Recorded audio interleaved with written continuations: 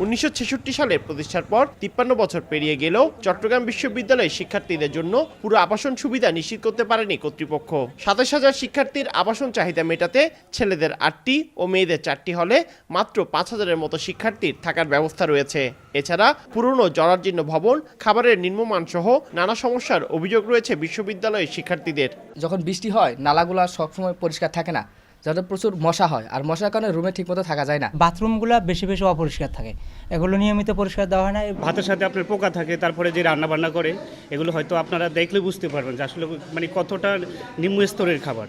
রাজনৈতিক পালাবদলের সাথে সাথে হলের দখলদারদেরও পালাবদল হয়। ক্যাম্পাসে নিজেদের আধিপত্য বজায় রাখতে ও হলগুলো দখলে রাখতে সবসময় মরিয়া থাকে রাজনৈতিক দলের ছাত্র সংগঠনগুলো। বিষয়টি স্বীকার করলেন বিশ্ববিদ্যালয়ের প্রক্টর।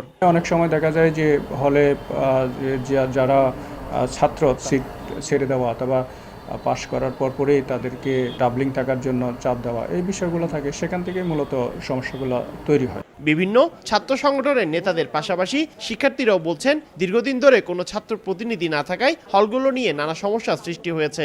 জেনারেল ছাত্ররা সাধারণত তাদের দাবি দেওয়া কোনো মতেই তুলে ধরতে পারে না। চাকসু বা হল সংসদ থাকলে আমাদের দাবি দাওয়াগুলো আমরা তুলে ধরতে পারতাম। স্বল্পমেয়াদী ও দীর্ঘমেয়াদী পরিকল্পনা গ্রহণের মাধ্যমে হলগুলো সমস্যা সমাধানের আশ্বাস বিশ্ববিদ্যালয়ের উপাচার্যের। বিশাল সংস্কারের প্রয়োজন এবং তার জন্য বিশাল বাজেটের প্রয়োজন।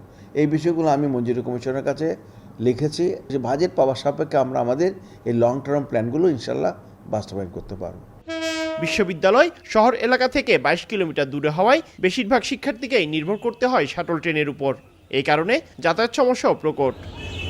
পার্থপ্রতিম বিশ্বাস, সময় সংবাদ, চট্টগ্রাম।